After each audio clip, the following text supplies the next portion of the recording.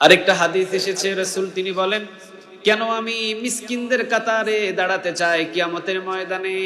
দুনিয়াতে যারা ধনী ছিল, ধনাঢ্য ব্যক্তি ছিলেন, যারা ছিল এলাকার মোড়ল, যারা ছিল এলাকার বড় বড় ধনাঢ্য ব্যক্তি, কিয়ামতের ময়দানে দাঁড়িয়ে দাঁড়িয়ে তারা আল্লাহর দরবারে হিসাব দিবেন। আর গরিব যিনি ছিলেন এলাকার ভিতরে, তিনি 500 বছর আগে জান্নাতে তাকে ঢুকাইয়া দিবেন। তিনি কি? আল্লাহ আল্লাহ আল্লাহ। সেই হাদিসের বর্ণনা, এই জন্য নবী মিসকিনদের কাতারে শামিল হওয়ার জন্য আল্লাহ রাব্বুল আলামিনের কাছে বারবার রাতের বেলা চাইতেন, আল্লাহ ওয়াহশুরনি ফি জুমরাতিল মাসাকিন, কিয়ামতের ময়দানে আপনি আমারে গরিবদের কাতারে, মিসকিনদের কাতারে শামিল করে দিয়েন। কারণ কিয়ামতের ময়দানে যতগুলো ধনাঢ্য ব্যক্তি থাকবে, ধনী থাকবে, ধনীদের চাইতে গরিবদেরকে 500 বছর আগে জান্নাতে ঢুকাইয়া দিবেন। তিনি কে? মুসলিম শরীফের বর্ণনা একটা হাদিস এসেছে, অনেক গরিব মানুষ বিনা হিসাবে জান্নাতে চলে যাবে। সুবহানাল্লাহ বললেন না? অনেক গরিব মানুষ কিয়ামতের ময়দানে, মুসলিমের বর্ণনায়, বিনা হিসাবে কোথায় চলে যাবে? কথা বলেন, কোথায় চলে যাবে? গরিব মানুষগুলো দাঁড়িয়ে দাঁড়িয়ে দেখবে, দাগন ভূঁইয়ার মেয়র দাঁড়ায়া দাঁড়ায়া হিসাব দেয়, চেয়ারম্যান দাঁড়ায়া দাঁড়ায়া হিসাব দেয়। আপনাদের এই মসজিদের যারা ধনাঢ্য ব্যক্তি আছেন, যাদের কোটি কোটি সম্পদ, কোনো অভাব নাই, ওরা দাঁড়িয়ে দাঁড়িয়ে হিসাব দেয়। আর এই মসজিদের যিনি একেবারে দরিদ্র মানুষ, গরিব মানুষ, যার জীবনে ব্যাংক অ্যাকাউন্ট নাই, ও দাঁড়ায়া দেখবে যে এরা যে সম্পদের হিসাব দেয়, এই সম্পদ তো আমি জীবনেও দেখি নাই, তো আমি দাঁড়ায়া থাকে কি করব? মুসলিম শরীফের হাদিস, আমি দাঁড়িয়ে থেকে কি করব? আমার দাঁড়ায়া থাকার এখানে দরকার নেই, কারণ আমার মালও নাই, সম্পদও নাই, এখানে দাঁড়ায়া থাকে আমি কি করব? ওরা সবাই জান্নাতের দিকে রওনা দেবে।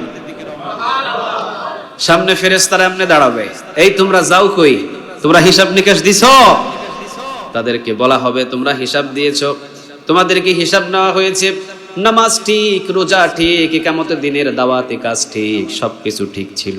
কিয়ামতের ময়দানে তারা বলবে, আমরা তো নামাজ পড়েছি, রোজা করেছি, জীবনে কোনোদিন আল্লাহ রাব্বুল আলামিনের নাফরমানি হয় কোনো কাজ করি নাই, কিন্তু আজকে যাদের কাছ থেকে আল্লাহ রাব্বুল আলামিন হিসাব নিচ্ছেন, এমন কোনো সম্পদ আমাদের নাই, এই জন্য আমাদের কোনো মাল নাই, আমরা জান্নাতের দিকে রওনা দিয়েছি। আল্লাহ রাব্বুল আলামিনের কাছে ফেরেশতারা বলবেন, রব্বে কারীম, কিছু গোলাম আছে যারা ছিলেন দুনিয়াতে একবারে গরিব, যাদের কোনো মাল ছিল না, সম্পদ ছিল না, ধনী নয়, দিন আনতে দিন খেয়েছে আল্লাহ, এরা নামাজ ঠিক ছিল, রোজা ঠিক ছিল, সবকিছু ঠিক, এরা কিয়ামতের ময়দানে দল বেঁধে জান্নাতের দিকে রওনা দিয়েছে। আপনি এখন বলেন, এদেরকে থামাবো নাকি এদেরকে ছেড়ে দেব?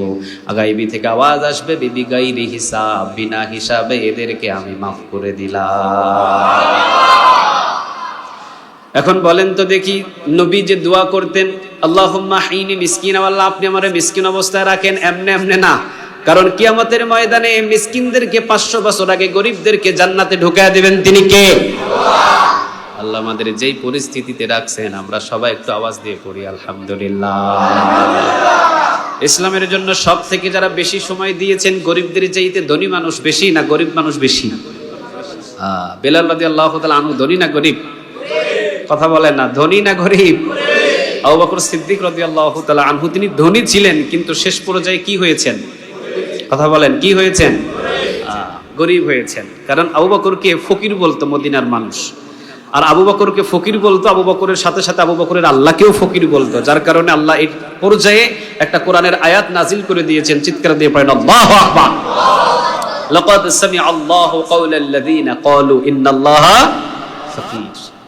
আল্লাহ সুবহানাহু ওয়া তাআলা এই আয়াতটা নাজিল করেছিলেন আবু বকরকে ফকির এবং আল্লাহকে ফকির বলার কারণে।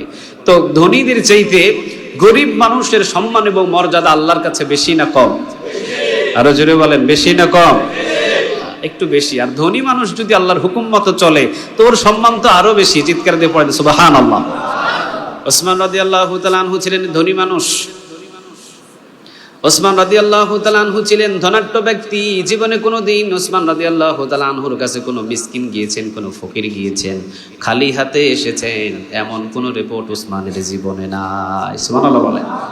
রাসূলের কাছে একজন গিয়েছে সাহাবী, গিয়ে বলতেছে, ইয়া রাসূলুল্লাহ, আমার একটা উট দেন, আমি যদি একটা উট হাদিয়া পাই তো আমি ভিক্ষা করা ছেড়ে দেব। সবচেয়ে হালাল কাজের ভিতরে দুইটা আল্লাহ পছন্দ করেন, একটা হলো তালাক, আরেকটা কি? ভিক্ষা। আরেকটা কি? ভিক্ষা। হাত পেতে যে নেয়, ও হাত পেতেই জীবন ভোর চলতে হবে, কারণ হাত পাতে নেওয়াটাকে অপছন্দ করেন তিনি কে? কর্ম করো, কাজ করো, হাত পেতে ভিক্ষা করো না, যদিও হালাল তারপরেও এটাকে অপছন্দ করেন তিনি কে? তাহলে আপনি যদি আমাকে একটা উট হাদিয়া দেন আমি ভিক্ষা করা বন্ধ করে দিব। রাসূল বললেন আমার কাছে তো উট নাই, তাহলে ব্যবস্থা করে দেন। সাথে সাথে নবী বললেন তাহলে আমার জামাতা ওসমান রাদিয়াল্লাহু তাআলা আনহুর কাছে যাও, ওসমানের কাছে গেলেই তোমার জন্য একটা উটের ব্যবস্থা হয়ে যাবে। সুবহানাল্লাহ বলবেন না? ও রওনা দিয়েছে, ঠিক আছে তাহলে ওসমানের কাছে যাই। ওসমানের দরজার আশেপাশে গিয়ে সাহাবীরা জিজ্ঞাসা, ওসমান রাদিয়াল্লাহু তাআলা আনহু রাসূলের জামাতা কোথায়? কই এই বাড়িটা ওনার। বাড়ি দেখে ওর পছন্দ হয় নাই, জীর্ণ শীর্ণ বাড়ি। ওনার কি উট আছে? কই ওনারে গিয়ে জিগাও। তো সাহাবীরা বলে যে ওসমান রাদিয়াল্লাহু তাআলা আনহুরে কি চিনেন? হ্যাঁ ওই যে ওইখানে। তো ওসমান রাদিয়াল্লাহু তাআলা আনহুর কাছাকাছি গিয়ে দেখে বাতাসে তুলাগুলো যখন বাতাসের দিকে উড়ায় নিয়ে যায়, ওই তুলাগুলো আবার ধরে ধরে বস্তার ভিতরে ওসমান ভরে। তো এই ভিক্ষুক চিন্তা করছে যেই বেড়া বাতাসে তুলা উড়াইতে দেয় না, নোয়াখালী ভাষা আর কি, যেই বেড়া বাতাসে তুলা উড়াইতে দেয় না সেই বেড়া আমারে উট দিব কেমনে? হ্যাঁ এই বেড়া বুঝি আমারে উট দিব না, এর কাছে উট চাইয়া মানিজ্য যা আছে এটা নষ্ট হয়ে যাবে, দরকার নাই। রাসূলের কাছে গিয়া বলে যে ব্যক্তির কাছে আপনি আমারে উট নেওয়ার জন্য পাঠাইছেন এ তো তুলাই বাতাসে উঠতে দেয় না, হে আমারে উট দিবে কেমনে? এর মতো কৃপণ মানুষ আমি জীবনে দেখি নাই। বাতাসে দু চারটা তুলা উঠতে পারে, তো এটা আবার কি টুকা টুকা নিয়ে আসতে হবে? বিশ্বনবীজি বললেন আমার জামাতা সম্পর্কে তোমার আইডিয়া নাই, ওসমান রাদিয়াল্লাহু তাআলা আনহু সম্পর্কে তোমার ধারণা নাই। যাও আমার ওসমান রাদিয়াল্লাহু তাআলা আনহুর কাছে যাও, সোজাসুজি গিয়ে সালাম বিনিময় করে আমি তোমাকে যেটা বলেছি সেটা তার কাছে পেশ করো। আবার দ্বিতীয়বার নবীর কথায় আবার রওনা দিলেন। এবার দেখলেন আগেরটা ছিল স্বাভাবিক, এবার যেই কাণ্ড দেখেছেন এই কাণ্ডটা হলো অস্বাভাবিক। বস্তার ভিতর থেকে কিছু পিঁপড়া লাইন ধরে চাল মুখে করে নিয়ে পিঁপড়ার গর্তে যায়, আর ওসমান প্রতিটা পিঁপড়ার মুখ টিপে ধরে চালগুলো নিয়ে আবার বস্তায় রেখে দেয়। আচ্ছা আপনারা বলেন তো দেখি, এরকম কৃপণ মানুষ কি আপনাদের এই মেড ইন পাকিস্তান বাজারে আছে? পিঁপড়া লাইন ধরে বস্তা করে নিয়ে যায় সমস্ত চাল, একটা একটা একটা একটা করে লাইন ধরে, আর ওসমান রাদিয়াল্লাহু তাআলা আনহু পিঁপড়ার মুখ চিপে ধরে ওর মুখ থেকে চাল নিয়ে আবার বস্তায় রেখে দেয়। এই ভিক্ষুক বেটা দেখে এর মাথা তো নষ্ট, হাই হাই, আগের বার দেখছিলাম স্বাভাবিক, এইবারে যা দেখলাম যে বেটা একটা পিঁপড়ারে একটা চাল খেতে দেয় না, ও আমাদের একটা আস্ত উট কেমনে হাদিয়া দেয়। নবীর দরবারে গিয়ে বলতেছেন ইয়া রাসূলুল্লাহ আমার উট লাগবে না, আমি বিদায় হয়ে গেলাম, আমার উটের দরকার নাই। নবী বলেন আমার ওসমান সম্পর্কে তোমার ধারণা নাই, আমার ওসমান রাদিয়াল্লাহু তাআলা আনহু সম্পর্কে তোমার জানা নাই। যাও সোজা গিয়ে ওসমান রাদিয়াল্লাহু তাআলা আনহুর সামনে দাঁড়াবা, সালাম বিনিময় করবা, আর একটা উট হাদিয়া চাইবা, বলবা যে বিশ্বনবী মুহাম্মদুর রাসূলুল্লাহ সাল্লাল্লাহু আলাইহি ওয়াসাল্লাম আমাকে পাঠিয়েছে। সুবহানাল্লাহ বলেন। যাও এবার চোখ বন্ধ করে কোনো দিকে না তাকায় সোজা ওসমান রাদিয়াল্লাহু তাআলা আনহুর সামনে দাঁড়ায় সালাম বিনিময় করে তিনি বলতেছেন রাসূল বলেছিল আমাকে একটা উট দেওয়ার জন্য, আমি জানি আপনি আমার উট দিতে পারবেন না, এই জন্য আমি আগেই বিদায় হয়ে যাচ্ছি। ওসমান রাদিয়াল্লাহু তাআলা আনহু পিছনে হাত দিয়ে সুন্দর করে মহব্বত কৌশলের সাথে বললেন এখানে বসেন, আমি যদি আপনাকে উট দিই হয়তোবা আপনার পছন্দ হবে না, এই জন্য চলেন শতাধিক উট আমার ওই পাহাড়ের চূড়ায় ঘাস খাওয়ার জন্য, অথবা পাথরের ভিতরে মরুভূমির ভিতরে 1 শতাধিক উট আছে, সেখান থেকে যেইটা প্রয়োজন সেইটা আপনি খুশি হিসাবে গ্রহণ করে এরপরে আপনি আমার কাছ থেকে বিদায় হবে। আমি উসমান দিলে তো তোমার পছন্দ হবে না, তো আমি তোমারে দিলে তোমার পছন্দ যদি না হয়, তোমার পছন্দ মতো যদি আমি দান না করতে পারি তো এটা কেমন দান হলো? তুমি খুশি তো খুশি হবেন, একজন আওয়াজ দিয়ে বলেন তিনি কে? চলো, তো কান্ধের উপরে হাত দিয়ে ওরে নিয়ে গেছে শতাধিক উট, ও ভিতরে ভিতরে ঘাবড়াই গেছে, ব্যাপারটা কি, উট দিবে নাকি পিডুনি দিবে? ও ভিতরে ভিতরে ঘাবড়ায়, কারণ যেই মানুষটা তুলা বাতাসে উঠতে দেয় না, যেই মানুষটা পিঁপড়াকে একটা চাল খেতে দেয় না, এই মানুষটা উট দিবে, এটা কি বিশ্বাস করা যায়? কথা বলেন না কেন, বিশ্বাস করা যায়? যেই মানুষটা রং চা একটা কিনে খায় না, সেই মানুষটা যদি শেরাটন হোটেলে আপনাদেরকে সবাইকে দাওয়াত দেয়, ওই দাওয়াত যে ওখানে খাইতে যাবেন এটা কি ভিতরে বিশ্বাস নিতে পারবেন? এলাকার সবচেয়ে কৃপণ ব্যক্তি ও শেরাটন হোটেলে আমাদেরকে দাওয়াত দিছে, মনে হয় আমাদের ভাড়া যেটা যাওয়া আসা এটাই লস। ভিক্ষুক বড় চিন্তিত, যখন শতাধিক উটের কাছে গেলেন একের পর এক উট দেখাচ্ছেন, বলছেন যে উটটা আপনার পছন্দ সেই উটটা আপনি এখান থেকে নিয়ে যান। ওসমান রাদিয়াল্লাহু তাআলা আনহুর কথা অনুযায়ী এবার ভিক্ষুক চিন্তা করে নিবই যখন তখন একটা ভালো দেখে নি, নরমাল নিয়ে নাপ কি, সব উট দেখতেছে ছোট ছোট, না ওসমান এই উটগুলো আমার পছন্দ না, আমার উট লাগবে যেগুলো বোঝাই টানতে পারে।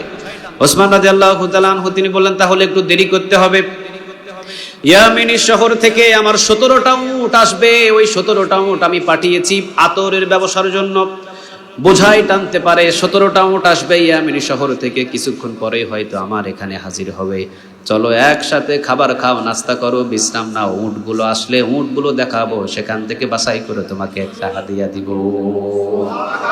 চিন্তা করে দেখেন তো, ওসমান রাদিয়াল্লাহু তাআলা আনহু খাবার খাচ্ছেন, নাস্তা করছেন, এই কাছাকাছির ভিতরে ইয়ামিনী শহর থেকে আতরের ব্যবসায়ের এই উটগুলো চলে এসেছে বোঝাই বহন করে। তো বোঝাইগুলো নামানোর পর উটগুলো দাঁড়িয়ে আছে, ওসমান বলতেছে যে এই উটের ভিতরে যেটা তোমার পছন্দ এটা নিয়ে যাও। ও একটা থেকে শুরু করছে, সবার লাস্টে যেটা ছিল ওইটা থেকে শুরু করতে করতে দেখে যে ওর সামনের যে উটটা, এই উটটা খুব পছন্দ। ওসমান রাদিয়াল্লাহু তাআলা আনহু বলে, ওসমান সামনের যে উট এটা আমার অনেক পছন্দ। ওসমান রাদিয়াল্লাহু তাআলা আনহু কর্মচারীদেরকে বললেন তাকে এই উটটা বুঝিয়ে দাও, যেভাবে বুঝাইয়া দিলে সে খুশি হয় ওইভাবে বুঝিয়ে দাও। ওসমান রাদিয়াল্লাহু তাআলা আনহুর কথা অনুযায়ী কর্মচারী তাকে উট বুঝিয়ে দিলেন। উটের রশি ধরে যখন টান দিয়েছেন, উটের নিয়ম হলো রাহাবার মেনে চলা। আমরা যদিও রাহাবার মেনে চলতে পারি না, ইমাম সাহেবের পিছনে নামাজ পড়ি 50,000 মানুষ, কিন্তু ওই ইমামকে সমাজের নেতা হিসাবে মানতে আমরা রাজি নাই, ঠিক না ঠিক? আপনাদের ইমাম সাহেব উনি আল্লাহু আকবার বলে আপনাদেরকে উঠায় নামায়, রুকু করে, সেজদা করে, এখানে আপনারা ওনাকে ইমাম সাহেব মানেন, রাহবার হিসাবে মানেন, কিন্তু এখান থেকে বাহির হয়ে বিচার করলে গাঁজাখোর, মদখোর, ইয়াবাখোরদেরকে দাওয়াত দেন, ইমাম সাহেবদেরকে দাওয়াত নাই। চিৎকার দিয়ে বলেন ঠিক না ঠিক?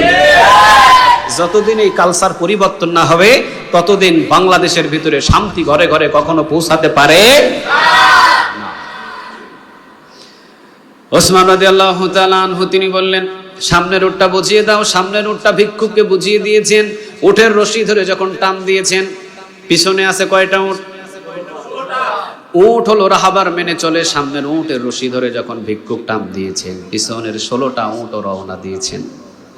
ওসমান রাদিয়াল্লাহু তাআলা আনহুকে ডাক দিয়ে কর্মচারী বলছেন, ওসমান সামনের উট দিয়েছেন হাদিয়া, সামনের উট ধরে যখন টান দিয়েছে, পিছনের 16টা উটও রওনা দিয়েছে। ওসমান বলছেন তাকে বলে দাও, সে যদি 17টা উট নিতে রাজি হয়, আমি ওসমান 17টা উট তাকে হাদিয়া দেব। ধনী মানুষ ছিলেন ওসমান, কিন্তু ওসমানের জন্য জীবিত থাকাকালীন জান্নাতে ঘর বানায় রেখেছেন তিনি কে? আল্লাহ জানো ধনী এবং গরিব আমরা যারা আছি, আমাদেরকে সাহাবীদের মতো জীবন গঠন করা তৌফিক দান করে, বলেন আমিন। রাসূল সাল্লাল্লাহু আলাইহি ওয়াসাল্লামের আরেকটা অসাধারণ একটা গুণ ছিল, জীবনে কোনোদিন রাসূল মিথ্যা কথা বলেন নাই। মিথ্যা কথা বলছে? কথা বলেন, মিথ্যা কথা বলছে? বাংলাদেশের ভিতরে সবচেয়ে সত্য কথা বেশি না মিথ্যা কথা বেশি? মিডিয়ার ভিতরে সত্য কথা বেশি না মিথ্যা কথা বেশি? টিভি টকশোর ভিতরে সত্য কথা বেশি না মিথ্যা কথা বেশি? হ্যাঁ, মিথ্যা কথা যতদিন পর্যন্ত বাংলাদেশ থেকে না উঠবে ততদিন পর্যন্ত আমাদের বাংলাদেশে শান্তি কখনো ফিরে আসতে পারে না। 63 বছরে রাসূলের কোনো মিথ্যা কথা নাই। সুবহানাল্লাহ বলবেন না? রাসূল যখন ছোট্ট বয়সে ছিলেন তখনও তিনি জীবনে কোনোদিন মিথ্যা কথা বলে নাই। রাসূল যখন ছোট ছিলেন তখনও তিনি ইনসাফ প্রতিষ্ঠিত করেছেন। সুবহানাল্লাহ বলেন। রাসূল সাল্লাল্লাহু আলাইহি ওয়াসাল্লাম তার একজন মা ছিল, নাম ছিল আমিনা, আরেকজন মা ছিল সেটাকে বলা হয় দুধ মা, সেটার নাম কি? কাছাকাছি না? আমিনা হালিমা, আমিনা হালিমা। সাদিয়া গোত্রের ভিতরে হালিমা বসবাস করতেন। হালিমা এসেছেন একটা ধনির দুলালি নেওয়ার জন্য, কিন্তু ধনির দুলালি পান নাই, পেয়েছেন একটা এতিম। কিন্তু হালিমাতুস সাদিয়া তাকানোর পরে নিজের স্বামীকে বলছে যে এই বাচ্চা ছাড়া আমি সাদিয়া গোত্রে ফিরে যাব না, আপনি একবার তাকিয়ে দেখেন। তো স্বামীও তাকানোর পরে স্বামী চিন্তা করেছে এই বাচ্চা ছাড়া আমিও যাব না। স্বামী এবং স্ত্রী দুইজনে মিলে এতিম মুহাম্মদকে নিয়ে তারা রওনা দিয়েছেন। চিৎকার দিয়ে পড়েন আল্লাহু আকবার। রাসূল সাল্লাল্লাহু আলাইহি ওয়াসাল্লামের আরেকজন ভাই ছিলেন, দুধ ভাই। তো হালিমাতুস সাদিয়া ছিলেন খুব রুগ্ন শুকনো একজন মানুষ, স্তনে তেমন বেশি দুধ ছিল না, কিন্তু রাসূলকে যখন কুলে নিয়েছেন, হালিমাতুস সাদিয়া ইবনে হিশামের বর্ণনায় তিনি বলেন যে আমি 18 বছরের কুমারীর মতো যৌবনকাল ফিরে পেয়েছি। চিৎকার দিয়ে পড়েন আল্লাহু আকবার। ওয়ামা আরসালনাকা ইল্লা রাহমাতাল লিল আলামিন। নবীকে দুনিয়াতে রহমত স্বরূপ প্রেরণ করেছেন তিনি কে? আল্লাহু আকবার বলবেন না? তো রাসূল ছোট থাকতেই ইনসাফ প্রতিষ্ঠিত করেছেন। কিভাবে জানেন? কারণ রাসূল সাল্লাল্লাহু আলাইহি সাল্লামকে দুধ পান করানোর জন্য হালিমাতুস সাদিয়া উনি ডান স্তনে তাকে দুধ পান করানোর জন্য লাগিয়ে দিয়েছে, কিন্তু ডান স্তনে দুধ পান করানোর পর বাম স্তনের দিকে টানে, মুখ দেয় না। ডান স্তন থেকে পান করে বাম স্তনের দিকে মুখ নেয় না। আবারও ডান স্তন পান করানোর পর যখন বাম স্তনের দিকে মুখ নেয়, বাম স্তনের দিকে কখনো মুখ ফিরায় না। হালিমাতুস সাদিয়া চিন্তা করলেন, মনে হয় আমার এই পালক পুত্র মুহাম্মাদের অসুস্থ হয়েছে। নিয়ে গেলেন একটা খ্রিস্টানের বড় একটা পাদ্রীর কাছে। নিয়ে গিয়ে এই বড় একটা পাদ্রীকে জিজ্ঞাসা করলেন, খ্রিস্টানদের বড় আলেম, যে এই আমার ছেলেটা অসুস্থ হলো কিনা একটু দেখেন তো দেখি। আমার এই ছেলেটা ডান স্তন থেকে দুধ পান করে, কিন্তু বাম স্তনে ফিরাইলেই ও মুখটাকে বারবার ফিরিয়ে নেয়, ব্যাপারটা কি? এবার বলতেছে, এত সুন্দর বালক তুমি পাইলা কই? এ তো তোমার এলাকার বালক নয়, এর তো জন্ম হওয়া দরকার কুরাইশ বংশের ভিতরে। চিৎকার দিয়ে পড়েন আল্লাহু আকবার। হালিমাতুস সাদিয়া তিনি চিন্তিত হয়ে গেলেন, আপনি কেমনে জানলেন? আমি জানবো না মানে? ওর চেহারা, ওর গঠনে বলে ও সাধারণ কোন মানুষ নয়। ওর প্রতিষ্ঠিত, ওর আশার ঘন্টায় বেজেছে জমিনের ভিতরে দিন প্রতিষ্ঠিত করা, ইনসাফ প্রতিষ্ঠিত করা। চিৎকার দিয়ে পড়েন আল্লাহু আকবার। তোমার এই পালক পুত্র কোনো অসুস্থ নয়, তোমার এই পালক পুত্র কোনো অসুস্থ নয়। সে এসেছে ইনসাফ প্রতিষ্ঠিত করার জন্য। সে কুরাইশ বংশের মানুষ। আমার হয়তো হায়াতে কুলাবে না, কিন্তু আমি যদি জীবিত থাকতাম আর তার ইনসাফ প্রতিষ্ঠিতর দিন যদি দেখতে পারতাম, তাহলে আমার জীবনটা ধন্য হয়ে যেত। চিৎকার দিয়ে পড়েন আল্লাহু আকবার। অথচ আমরা 98% মুসলমান বাংলাদেশের ভিতরে রাসূলের ইনসাফ প্রতিষ্ঠিতর কোরআনটা পর্যন্ত পার্লামেন্টে নিয়ে যেতে পারি নাই। ঠিক না বেঠিক? এটা আমাদের কমতি, কারণ আমাদের দাওয়াতি কাজ আমরা এইভাবে সফল আঞ্জাম দিতে পারি নাই। কিয়ামতের ময়দানে যে কি জবাব দিব আল্লাহ ভালো জানে। আল্লাহ যদি বলে 98% মুসলমান বসবাস করছো তোমরা বাংলাদেশে, আমার কোরআন দিয়ে আইন ব্যবস্থা নিতে পারলা না কেন? এই প্রশ্ন যদি করে, আমাদের মাথা উপরের দিকে তোলার মতো কোনো শক্তি থাকবে না। চিৎকার দিয়ে পড়েন ঠিক না বেঠিক? এই শক্তি আমাদের নাই। খ্রিস্টান পাদ্রী উনি বলল, হালিমা তোমার এই বাচ্চাটা অসুস্থ নয়, তার জন্মই হয়েছে ইনসাফ প্রতিষ্ঠিত করার জন্য। তোমার ডান স্তন থেকে সে দুধ পান করে, আর বাম স্তনটা তোমার ছেলের জন্য সে ছেড়ে দিয়েছে। এই জন্য নবী ছোট থাকতেই ছিলেন খুব অন্যরকম, কারণ 63 বছর বয়সে নবী জীবনে কোনোদিন কোনো মিথ্যা কথা বলেন নাই। আমরা তো নবীকে শুধুমাত্র মনে করেছি নবী হলেন এমন একজন মানুষ 40 বছরের পরে যিনি নবীয়তি পেয়েছেন। 40 বছরের পর তার নবীয়তির দাওয়াত শুরু হয়েছে। 40 বছরের পরের ইতিহাসগুলো আমরা জানি, 40 বছরের আগের যে ইতিহাস কত ঘটে গেছে এটা আমরা জানি না। 100 জন দার্শনিক, তারা বিশ্বনবীর জন্মের দিন থেকে মৃত্যুর দিন পর্যন্ত 100 জন দার্শনিক, বড় বড় লেখক, তারা গবেষণা করে রাসূলের 63 বছরকে তালাশ করার পর তারা লিখে দিয়েছেন পৃথিবীর ভিতরে, আমরা যদিও অন্য ধর্মীয় মানুষ, কিন্তু পৃথিবীর ভিতরে আমরা বলে দিলাম 100 জন দার্শনিক, শ্রেষ্ঠ মানুষ যদি কেউ থাকে মুহাম্মাদের মতো শ্রেষ্ঠ মানুষ পৃথিবীতে একটাও না। অথচ ওই 100 জন দার্শনিক, 100 জন বিজ্ঞানী, 100 জন লেখক, 100 জন গুণী, ওরা ছিলেন অন্যান্য ধর্মের মানুষ, কিন্তু তারা বলেছে আমরা 63 বছরের মুহাম্মাদের জীবনী তালাশ করার পর, আমরা সার্টিফিকেট অর্জন করার পর আমরা যেটা ডিক্লেয়ার দিলাম, he is the best person in the world, Muhammad সাল্লাল্লাহু আলাইহি ওয়াসাল্লাম। তার মতো পৃথিবীতে একজন মানব জন্ম নেয় নাই, ভবিষ্যতেও জন্ম নেবে না। চিৎকার দিয়ে পড়েন আল্লাহু আকবার। রাসূল সাল্লাল্লাহু আলাইহি ওয়াসাল্লাম জীবনে কোনোদিন মিথ্যা কথা বলেন নাই। তাহলে দ্বিতীয় নাম্বার আমার মেসেজ হলো, রাসূল সাল্লাল্লাহু আলাইহি ওয়াসাল্লাম জীবনে কোনোদিন মিথ্যা কথা বলে নাই। খায় আর না খায়, যে পরিস্থিতিতে থাকি না কেন, জীবনে কোনোদিন আমরা আমাদের জবান দিয়ে মিথ্যা কথা বলবো? আরো জোরে বলেন বলবো। আল্লাহ আমাদের সবাইকে কবুল করুক, বলেন আমিন। আরো জোরে বলেন আমিন। 3 নাম্বার মেসেজ হলো, যতজন নবী দুনিয়াতে এসেছেন, একজন নবী মুসিবতের ভিতরে পড়েছেন, একজন নবীকে আল্লাহ রাব্বুল আলামিন পরীক্ষার ভিতরে ফেলেছেন। কেউ আগুনে পড়েছেন, কেউ সমুদ্রের ভিতরে পড়েছেন, কেউ গাছের ভিতরে লুকিয়েছেন, করাতের চিরায় দ্বিখণ্ডিত হয়েছেন, কাউকে জব করা হয়েছে, কাউকে আঘাত করে শেষ করে দেওয়া হয়েছে। আর আখিরি জামানার পয়গম্বর মুহাম্মদুর রাসূলুল্লাহ সাল্লাল্লাহু আলাইহি ওয়াসাল্লামকে যতটা কষ্ট দেওয়া হয়েছে, এই কষ্ট যদি এক পাল্লায় দেওয়া হয়, সব নবীর কষ্ট যদি আরেক পাল্লায় দেওয়া হয়, নবীর 63 বছরের কষ্টটা অনেক ওজন হয়ে যাবে। সুবহানাল্লাহ। তায়েফের ময়দানে 3 দিন খাবার খান নাই, তায়েফের ময়দানে 3 দিন মানুষের দাঁড়ে দাঁড়ে ঘুরেছেন। এরপরে আসার সময় শুধু তাদেরকে এতটুকু বলেছিলেন, কালেমা তো পড়লা না, ঠিক আছে কালেমা পড়ো না, অন্তত আমি যে আবার মক্কায় ফিরে যাচ্ছি, তায়েফে যে আসছিলাম, এই কথাটা অন্তত মদিনায় তোমরা কেউ পৌঁছায়ো না।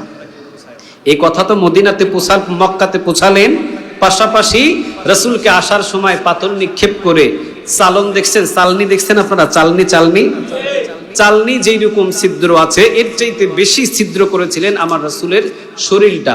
এরপরও তাদের জন্য বদদুয়া করে নাই। আল্লাহ সুবহানাহু ওয়া তাআলা এই জন্যই তার সম্মান এবং মর্যাদা জায়গায় জায়গায় বাড়িয়ে দিয়েছেন। চিৎকার দিয়ে পড়েন আল্লাহু আকবার।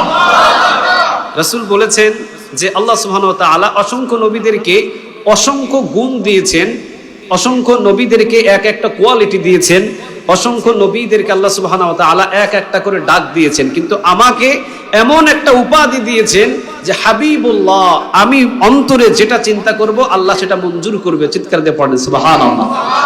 এগুলো এমনি এমনি নয়, রাসূলের ধৈর্য, রাসূলের গুণের কারণে রাসূলকে এই সম্মানের চেয়ারে বসিয়েছেন। তিনি কে? আরো জোরে বলেন, তিনি কে? আমরা সবাই মনে করি যে রাসূল সাল্লাল্লাহু আলাইহি ওয়াসাল্লাম মনে হয় শুধুমাত্র একজন রাসূল, শুধুমাত্র একজন ওহী প্রচারক। আমরা মনে করি যে রাসূল সাল্লাল্লাহু আলাইহি ওয়াসাল্লাম মনে হয় শুধুমাত্র একজন নবী, কিন্তু তিনি শুধুমাত্র নবী নয়। রাসূল সাল্লাল্লাহু আলাইহি ওয়াসাল্লাম তিনি এমন একজন রাসূল যে তিনি স্ত্রীদের কাছে গেলে তিনি তখন হয়ে গেছেন শ্রেষ্ঠ স্বামী। চিৎকার দিয়ে পড়েন আল্লাহু আকবার। আমরা মনে করি যে রাসূল মনে হয় শুধু নবীর ভিতরে শ্রেষ্ঠ নবী, আর বাকিগুলো কোনো ঘটনা আমরা জানিও না, শুনিও না, বুঝিও না। নবী শ্রেষ্ঠ নবী যে শুধু এতটুকু নয়, স্ত্রীদের কাছে যখন রাসূল যেতেন তখন তিনি কি হতেন? কথা বলে না, কি হতেন? তিনি হয়ে যেতেন শ্রেষ্ঠ স্বামী। যুদ্ধের ময়দান থেকে আসার পরে দিয়ে মেজাজ গরম থাকে না, তরবারিটা কাঁধে থেকে নামিয়ে তরকারি কুটে স্ত্রীদেরকে হেল্প করতেন, স্ত্রীদেরকে সহযোগিতা করতেন। চিৎকার দিয়ে পড়েন আল্লাহু আকবার। মধ্যরাতে যখন রাসূল ঘুম থেকে উঠতেন, ওই যে মধ্যরাতে যখন তিনি ঘুম থেকে উঠতেন, যখন দোয়া করতেন, তখন দোয়ার ভিতরে স্ত্রীদের জন্য তিনি দোয়া করতেন। সুবহানাল্লাহ বলেন।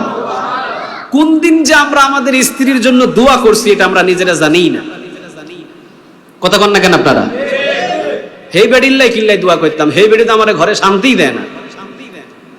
উত্তর তো এরকম আসবে, হেই বেডিল্লাই তো আমার সব জলিপুরি শেষ, হেই বেডিল্লাই কিল্লাই আমি দোয়া করতাম। আহা, অথচ নবী প্রতি রাতে দোয়া করতেন। বিশেষ করে খাদিজা রাদিয়াল্লাহু তাআলা আনহার জন্য রাসূল বেশি দোয়া করতেন। কেন দোয়া করতেন জানেন? কারণ ইসলামের প্রথম পর্যায়ে খাদিজা রাদিয়াল্লাহু তাআলা আনহা এবং আবু বকর সিদ্দিক রাদিয়াল্লাহু তাআলা আনহু তারা যেইভাবে সহজ করে দিয়েছিলেন ইসলাম প্রচার করা, এইরকম উপকার ইসলামের দ্বিতীয় জন আর কেউ করতে পারে না। চিৎকার দিয়ে পড়েন আল্লাহু আকবার। রাসূল তো তখন দিনের বেলা দাওয়াতি কাজে বাহির হতে পারতেন না। কখন যাইতেন? কথা কয় না, কখন যাইতেন? রাতের বেলা যাইতেন। রাতের বেলা তিনি যাইতেন।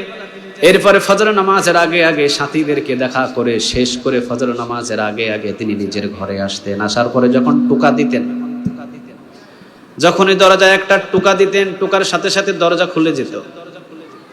রাসূল বলতেন, খাদিজা তুমি কি ঘুমাও নাই? এখনো পর্যন্ত মনে হচ্ছে তুমি জেগে আছো। রাসূল সাল্লাল্লাহু আলাইহি সাল্লামের কথা অনুযায়ী খাদিজা বলতেন, ইয়া রাসূলুল্লাহ, আপনি আছেন বাহিরে, আর আমি খাদিজা যদি এই পিঠটা ওই বিছানায় লাগাই তো কিয়ামতের ময়দানে আল্লাহর দরবারে জবাব দিব কি? আপনি যখন বাহিরে দাওয়াতের কাজে যান আর আমি আমার পিঠটা এই দরজার সাথে বিছানা বানাইয়া ঢেলান দিয়ে আপনার আশায় অপেক্ষায় বসে থাকি, কারণ এতটুকু সহযোগিতা যদি করে যেতে পারি, অন্তত আমি খাদিজাকে পৃথিবীর সকল মানুষ মনে রাখবে। চিৎকার দিয়ে পড়েন আল্লাহু আকবার। মনেও রাখছে। পৃথিবীতে একজন নারী আল্লাহর পক্ষ থেকে সালাম পেয়েছে, নাম কি? কথা কয় না, নাম কি? সূরা লাহাব নাজিল হয়েছেন, তাব্বাত ইয়াদা, পড়েন তাব্বাত ইয়াদা আবি লাহাবিন ওয়া তাব মা আগনা আনহু মালুহু ওয়া মা কাসাব সায়াসলা নারান যাতা লাহাবিন ওয়া ইমরাতুহু হাম্মালাতাল হাতাব ফি জিদিহা হাবলুম কুল্লিম মাসাদ। দুইটা বর্ণনা পাওয়া যায়। একটা হলো নবী পাহাড়ের চূড়ায় দাওয়াত দিয়েছিলেন, সবাই পড়ে নাও লা ইলাহা ইল্লাল্লাহ, তখন আবু লাহাব একটা পাথর মেরেছিলেন, ওই উপস্থিতিতে সূরা লাহাব নাজিল হয়েছে। আর একটা বর্ণনায় পাওয়া যায় রাসূল সাল্লাল্লাহু আলাইহি ওয়াসাল্লাম দাওয়াতের কাজে গিয়েছেন, দাওয়াতের কাজে যখন যান তখন প্রতিবেশী সব থেকে বেশি খাদিজাকে কষ্ট দিয়েছে, কিন্তু জীবনে কোনোদিন একটা দিনের জন্য খাদিজা রাসূলকে প্রতিবেশীর কষ্টের কথা বলে না। সুবহানাল্লাহ বলবেন না? জীবনে কোনোদিন বলেন নাই। খাদিজা কোনোদিন বলেন না ইয়া রাসূলুল্লাহ, আপনি যে দাওয়াতের কাজে বাহির হয়ে যান তখন তো আমি বাসায় একা থাকি আমার মেয়েদেরকে নিয়ে, আপনি কি জানেন আমার উপরে আপনার প্রতিবেশী কতটা অত্যাচার করে? একটা দিনের জন্য কোনোদিন রাসূলকে বলেন নাই, কিন্তু রাসূল একদিন দেখে ফেলেছে। উঠান ঝাড়ু দিচ্ছেন, আমাদের উঠান আছে না? উঠান আছে? উঠান ঝাড়ু দিচ্ছেন খাদিজা রাদিয়াল্লাহু তাআলা আনহা। উঠান ঝাড়ু দেওয়া কমপ্লিট। আবু লাহাবের স্ত্রী ছিল একজন, নাম হলো জামিল। নাম কি? জামিল বলেন বা জামিলা বলেন। আল্লাহ রাব্বুল আলামিন এই জামিলাকেও অভিশাপ দিয়েছেন এবং তাকেও জাহান্নামের আগুনে পোড়াবেন। আওয়াজ দিয়ে বলেন তিনি কে? কিছু কিছু কারণ আছে। কারণ খাদিজা রাদিয়াল্লাহু তাআলা আনহা উনি উঠান ঝাড়ু দিতেছেন, উঠান ঝাড়ু দেওয়া শেষ, এই জামিলা আবু লাহাবের স্ত্রী কোথায় থেকে দুর্গন্ধযুক্ত পচা খাবারগুলো এনে আবার খাদিজার মাথার উপরে ছেড়ে দেয়, ছাদের উপর থেকে ছেড়ে দেয়। ছাদের উপর থেকে ছেড়ে দিলে আবার পুরা শরীরটা এই দুর্গন্ধযুক্ত খাবারে ভরে যায়। আবার পরিষ্কার করে এসে আবার উঠানটা ঝাড়ু দিয়ে পরিষ্কার করে, আবার একটু পরে আবার দুর্গন্ধযুক্ত কোনো খাবার ফেলে দেয়। তো রাসূল সাল্লাল্লাহু আলাইহি ওয়াসাল্লাম একদিন খাদিজার উপরে যখন দুর্গন্ধযুক্ত খাবারগুলো ফেলে দিয়েছে, রাসূল দরজা থেকে দেখে ফেলেছেন। সুবহানাল্লাহ বলবেন না? কাছে এসে খাদিজাকে বলতেছেন, খাদিজা এত কষ্ট দেয় আমার প্রতিবেশী তোমাকে, কোনোদিন কোন সময়ের জন্য তো তুমি আমাকে এই প্রতিবেশীর কষ্টের কথা শেয়ার করো নাই। খাদিজা বললেন, ইয়া রাসূলুল্লাহ, আমি দেখি আপনি প্রতিদিন দাওয়াতি কাজে বাহির হয়ে কত পেরেশান, কত ক্লান্ত, কত শ্রান্ত হয়ে না খেয়ে ফিরে আসেন। ওই কষ্ট নিয়ে আপনি যখন ঘরে ফিরে আসেন, আমার কষ্টের কথা যদি আমি আপনাকে বলি আপনার উপরে অনেকটা চাপ হয়ে যাবে। এই জন্য আপনার কষ্টের কথা আমি না বলে নিজের কষ্টটা নিজের ভিতরে চাপা রেখে দিই। শুধুমাত্র এটাই নয়, খাদিজা রাদিয়াল্লাহু তাআলা আনহা তিনি ছিলেন নবীর এমন স্বামী, দুনিয়া থেকে যেদিন বিদায় হয়েছে নবী সেই দিন খাদিজারে বলতে পারেন নাই। যাওয়ার আগে তিনটা জিনিস চেয়েছিলেন, আপনি আমার কবরে নামবেন, কবর বড় অন্ধকার ভয়াবহ জায়গা, কবরে নামবেন। জীবনে কোনোদিন আমি খাদিজা আপনার কাছে কোনো জিনিস চাই নাই, তবে তিনটা জিনিস আমি আপনার কাছে চাই গো নবী, যদি দেন তো আমি খাদিজা খুশি থাকবো। রাসূল বললেন, খাদিজা কি বলো তুমি? জীবনে কোনোদিন কোনো জিনিস তুমি চাও নাই, তোমার সব সম্পদ তুমি মুহাম্মাদের নামে লিখিত দিয়েছো। সুবহানাল্লাহ বলেন। রাসূলকে যখন 25 বছর বয়সে খাদিজা বিবাহ করেছিলেন, খাদিজার বয়স কত? কথা বলেন কত? এই সুন্নত পালন করতে হবে আপনাদের। বয়স্ক মেয়েদের বিয়ে করবা যুবকরা, সব মানা যাবে হুজুর এটা মানতে পারবো না নাকি? হ্যাঁ, রাসূলের এটা সুন্নাহ। বয়স্ক মেয়ে অর্থাৎ 40 বছরের খাদিজাকে রাসূল 25 বছরের যৌবনকালে বিবাহ করেছেন। চিৎকার দিয়ে পড়েন আল্লাহু আকবার। নাস্তিকেরা এটা নিয়ে কখনো চিন্তা করে না, ও চিন্তা করে যে আম্মা জান আয়েশা রাদিয়াল্লাহু তাআলা আনহাকে অল্প বয়সে 6 বছর বয়সে রাসূল বিয়ে করেছেন, রাসূল নাকি এটা জুলুমি করেছেন। নাউজুবিল্লাহ নাই? কেন রাসূল যে 25 বছর বয়সে 40 বছরের মহিলাকে বিয়ে করেছে এটা তুমি দেখো না? এটা তোমার নজরে পড়ে না? রাসূল এখানে কতটুকু স্যাক্রিফাইস করেছেন তোমার এটা চিন্তা করা দরকার। তুমি অন্যদিকে তাকাও, কিন্তু রাসূল যে একজন ইয়াং যুবক মানুষ 25 বছর বয়সে 40 বছরের মহিলাকে বিয়ে করেছেন, এই রকম স্যাক্রিফাইস আমার মনে হয় বাংলাদেশ না সারা পৃথিবীতে কেউ করতে পারবে না। চিৎকার দিয়ে পড়েন ঠিক না ব্যাঠিক? চিন্তা করে দেখেন, 40 বছর বয়সে বিবাহ করলেন। যখন বিবাহ করলেন তখন চতুর্দিকে টানা হেঁচড়া শুরু হলো। খাদিজা এটা কাজ করলো? খাদিজা এটা কোনো কাজ করছে? এতিম মুহাম্মদরে বিয়ে করছে, যার বাপ নাই, যার মা নাই, যার কিছু নাই, যার সম্পদ নাই। কেমনে খাদিজার সামনে আমরা মাথা তুলে দাঁড়াবো? ও মক্কার ভিতরে সবচেয়ে বড় ব্যবসায়ী, অথচ ও যে কাজ করছে আমাদের মাথা কাটা গেছে। চতুর্দিকে যখন এইরকম কথা শুরু হলো, সব লিডারদের দাওয়াত দিলেন। নেতা মানুষ, খাদিজা হলো ধনভান্ডার, ওর কাছ থেকে টাকা ধার নিয়ে সবাই ব্যবসা করতে যায়। ও যদি দাওয়াত দেয় না আসে পারে? কথা বলেন না, না এসে পারে? আবু সুফিয়ান সহ সবগুলো গিয়ে খাদিজার কাছে বাস আয়োজনে অনুষ্ঠিত অবস্থায় সবাই বসছে।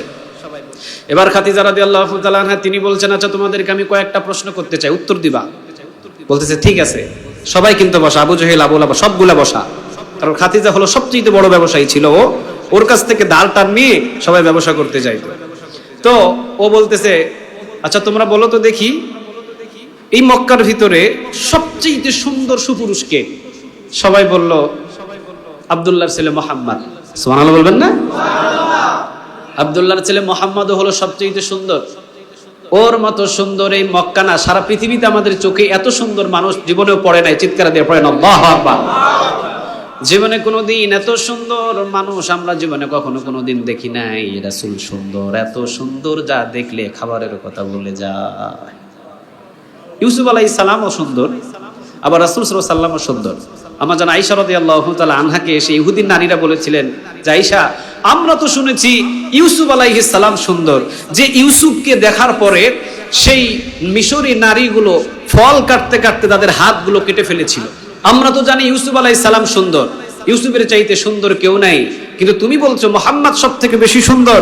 আম্মা জান আয়েশা রাদিয়াল্লাহু তাআলা আনহা তিনি বলেছিলেন, আমার রাসূলকে যদি ওই মিশরের নারীরা আমার রাসূলের চেহারার দিকে যদি একবার তাকাতো, ইউসুফরে দেখে তো ফল কাটতে কাটতে হাত কেটেছিল, ওই নারীরা ফল কাটতে কাটতে আমার নবীকে দেখে হাত কাটতো না, স্বয়ং কলিজায় পুষ লাগাইয়া দিত। চিৎকার দিয়ে পড়েন আল্লাহু আকবার। ইউসুফ আলাইহিস সালামের চেহারা দেখে কোন তার উম্মত না খেয়ে থাকতে পারে নাই, কিন্তু আমার নবীর চেহারা দেখে সাহাবীরা খাবারের কথা ভুলে যেতেন। একজন সাহাবী মসজিদে নববীতে বসে আছেন, নবীর চেহারার দিকে তাকিয়ে নবী বলে বাড়িতে যাও। তিনি বললেন নবী বাড়িতে খাবার নাই। সাহাবী বলেন নবী বাড়িতে খাবার নাই। রাসূল বললেন আমি তোমাকে বললাম বাড়িতে যাওয়ার জন্য, আর তুমি বলছো খাবার নাই, বিষয়টা আমি বুঝতে পারলাম না। সাহাবী বলেন নবী বাড়িতে যেহেতু খাবার নাই, আপনার চেহারা দেখলে আমি খাবারের কথা ভুলে যাই, এই জন্য আপনার চেহারার দিকে তাকিয়ে আছি। সুবহানাল্লাহ বলবেন না? আরেকটা বর্ণনা আছে, কিয়ামতের ময়দানে আল্লাহ রাব্বুল আলামিন একটা জান্নাতে মাহফিল করবে সব জান্নাতীদেরকে নিয়ে। আল্লাহ সেই জান্নাতের মাহফিল আমাদেরকে কবুল করে নিও, বলেন আমিন। সমস্ত জান্নাতি সাহাবীদেরকে নিয়ে আল্লাহ রাব্বুল আলামিন কিয়ামতের ময়দানে একটা সমস্ত জান্নাতের ভিতরে মানুষদেরকে নিয়ে আল্লাহ রাব্বুল আলামিন একটা জান্নাতের মাহফিল করবে। ওই জান্নাতের মাহফিলের সভাপতিত্ব দায়িত্ব পালন করবেন স্বয়ং একজন, আওয়াজ দিয়ে বলেন তিনি কে? তিনি নিজে সভাপতির দায়িত্ব পালন করবেন। আরেকজন প্রধান অতিথি করবেন, এই প্রধান অতিথি হবেন মুহাম্মদুর রাসূলুল্লাহ সাল্লাল্লাহু আলাইহি ওয়াসাল্লাম। স্টেজের ভিতরে 1.25 লক্ষেরও বেশি চেয়ার থাকবে, 1.25 লক্ষেরও বেশি চেয়ার থাকবে। প্রধান অতিথি মুহাম্মদুর রাসূলুল্লাহ, আর বিশেষ অতিথি যত নবী যত রাসূল এসেছেন সব হবেন বিশেষ অতিথি। চিৎকার দিয়ে বলেন আল্লাহু আকবার। মাঝে মাঝে কিছু চেয়ার খালি থাকবে বিশেষ অতিথির মাঝে মাঝে। এই চেয়ারগুলোতে অনেকে চিন্তিত হবেন যে এদের এখানে আবার কারা বসবে। এখানে আল্লাহ সুবহানাহু ওয়া তাআলা বসাবেন তাদেরকে যারা নবীয়তি কাজ পেয়েছিল, তারা নবীয়তি দাওয়াতি কাজ পেয়েছে, তারা হলেন আখিরি জামানার উম্মত মুহাম্মদ সাল্লাল্লাহু আলাইহি ওয়াসাল্লামের উম্মত আমরা। চিৎকার দিয়ে পড়েন আল্লাহু আকবার। মুসা আলাইহিস সালাম উনি যখন দাওয়াতের কাজ কমপ্লিট করে দিয়ে চলে গেছেন, উম্মতের উপরে কোনো দায়িত্ব ছিল না, উম্মত শুধু পালন করবে, বাস এনাফ। ইউসুফ আলাইহিস সালাম যখন দাওয়াতি কাজ দিয়ে চলে গেছেন, ইউসুফ আলাইহিস সালাম ও দাওয়াতি কাজ দিয়ে চলে যাওয়ার পর উম্মতের উপরে কোনো দায়িত্ব নাই। কিন্তু আমার নবী যখন বিদায় হয়ে চলে গেলেন, বলে গেলেন কোরআন এবং হাদিস তোমাদেরকে রেখে গেলাম, তোমরা মানলে হবে না, তোমরা এটার দাওয়াত সবার কাছে পৌঁছায়া দিতে হবে। তোমাদের দাওয়াতি কাজ আমি দিয়ে দিলাম। এই যে দাওয়াতি কাজ আমরা পেয়েছি, বিশেষ অতিথির চেয়ারে এক একটা আবু বকর, এক একটা ওমর, এক একটা ওসমান, এক একটা আলী, যারা দিনের জন্য কুরবানি হয়েছেন, যারা দিনের জন্য 12 বছরেরও বেশি জেলখানায় গিয়েছেন, যারা দিনের জন্য জেলখানায় গিয়েছেন, যারা দিনের জন্য ফাঁসিতে ঝুলেছেন, আল্লাহ যাকে পছন্দ করবেন তাদেরকে ধরে ধরে এক একজনকে বিশেষ অতিথির চেয়ারে বসিয়ে দিবেন। চিৎকার দিয়ে পড়েন আল্লাহু আকবার। কাকে বসাবেন আমি জানি না, তবে যারা কোরআনের জন্য ইসলামের জন্য সবচেয়ে বেশি পরীক্ষা দিবেন, জীবন দিয়ে দিবেন, তাদেরকে ধরে ধরে বিশেষ অতিথিদের চেয়ারে বসায়া দিবেন। সাহাবীরা তো আছেই, তারা তো বসবেই। সুবহানাল্লাহ বলবেন না? বিশ্বনবী যখন এই বর্ণনাটুকু করছিলেন, আল্লাহ রাব্বুল আলামিন এই জান্নাতের ভিতরে এই মাহফিলটা করবেন, সব জান্নাতি মানুষগুলো এখানে আসবেন। একজন সাহাবী দাঁড়িয়ে বললেন, নবী, এত বড় জান্নাতের মাহফিলে আল্লাহ রাব্বুল আলামিন বাতির কি ব্যবস্থা করবেন? কি বাতির ব্যবস্থা করবেন আমার আল্লাহ? এখন রাসূল মুস্কি হাসি দিয়ে বলছেন, সুন্দর একটা কথা বলেছো তুমি। আমার আল্লাহ এত বড় জান্নাতের মাহফিলের ভিতরে বাতির কি ব্যবস্থা করবেন? আজকে যদি এই দুই সাইডে হ্যালোজিন লাইট দুইটা না থাকে, জায়গাটা অন্ধকার হয়ে যাবে, ঠিক না ঠিক? সাহাবীদের কথা, এত বিশাল বড় একটা জান্নাতের মাহফিল হবে, তো সাহাবীদের সময় কি কারেন্ট ছিল? কথা পায় না কেন? কারেন্ট ছিল? সাধারণ চারাক বাতি ছিল। তো এত বিশাল বড় জান্নাতের ভিতরে আল্লাহ বাতির কি ব্যবস্থা করবে ইয়া রাসূলুল্লাহ? তখন রাসূল মুস্কি হাসি দিয়ে বললেন, সাহাবীরা, আরে এত বড় জান্নাতের কনফারেন্সের ভিতরে, এত বড় জান্নাতের মাহফিলের ভিতরে আল্লাহ রাব্বুল আলামিন যখন আমি মুহাম্মদকে প্রধান অতিথির চেয়ারে বসিয়ে দিবেন, আমার নূরের আলোতে পুরা জান্নাতের কনফারেন্স আলোকিত হয়ে যাবে। আচ্ছা, আপনাদেরকে বলি, হলিউড বলিউডের নায়ক নায়িকা যতগুলো আছে, বাংলাদেশে বলেন, ইন্ডিয়া বলেন, পাকিস্তান বলেন, যতগুলো আছে, হলিউড বলিউডের যে যুবকেরা, সালমান খান, শাহরুখ খান, এইরকম যারা যুবকরা যারা চিনো, এই সবগুলারে দাওয়াত দিয়ে অমাবস্যার রাতে পাকিস্তান বাজারে যদি ওদেরকে নিয়ে আসা হয়, অমাবস্যার রাত কি আলোকিত হবে? অমাবস্যার রাত কি আলোকিত হবে? সেই হাদিসের বর্ণনা আমরা জানি, আয়েশা রাদিয়াল্লাহু তাআলা আনহা তিনি বলেন, রাসূল যখন মসজিদে নববী থেকে আমার ঘরের ভিতরে প্রবেশ করতেন, আমি চেরাগ বাতিটা নিভিয়ে দিয়ে আমি সেলাইয়ের কাজ করতাম, কারণ আমার ঘরের ভিতরে রাতের বেলা সূর্য উদয় হতো। চিৎকার দিয়ে পড়েন আল্লাহু আকবার। তোমাদের ঘরে আলো দেয় সূর্য দিনের বেলা, আর আমার ঘরে রাতের বেলা সূর্য আলো দেয়, মানে রাসূল আমার ঘরে যখন ঢোকেন পুরা ঘর সূর্যের মতো আলোকিত হয়ে যায়। সুবহানাল্লাহ বলেন। এখন বলেন তো দেখি, রাসূলের চেহারা সৌন্দর্য বেশি না কম? খাদিজা রাদিয়াল্লাহু তাআলা আনহা তিনি বলেন, মক্কার ভিতরে সবচেয়ে সুন্দর সুপুরুষকে তোমরা বলো। নেতা সবাই বলল যে মুহাম্মাদের মতো সুন্দর সুপুরুষ আর একজনও নাই। এবার বলল যে আচ্ছা বলো তো দেখি, এই মক্কার ভিতরে সবচাইতে চরিত্রবান মানুষটাকে তোমরা একটিবার আমাকে জানাও। সবাই এক বাক্যে বলল, মুহাম্মাদের মতো চরিত্রবান মানুষ এই মক্কার ভিতরে একজনও না। দুইটা গেল, 3 নাম্বার হলো আমানতদারি। আচ্ছা, আমানতদারির দিকে সবচাইতে বিশ্বস্ত কে? এটাতেও কার নাম আসলো? কথা বলেন, কার নাম আসলো? রাসূলের নাম। বংশের ভিতরে সবচাইতে বড় বংশ কোনটা? তখন সবাই বলল হ্যাঁ, কুরাইশ বংশ।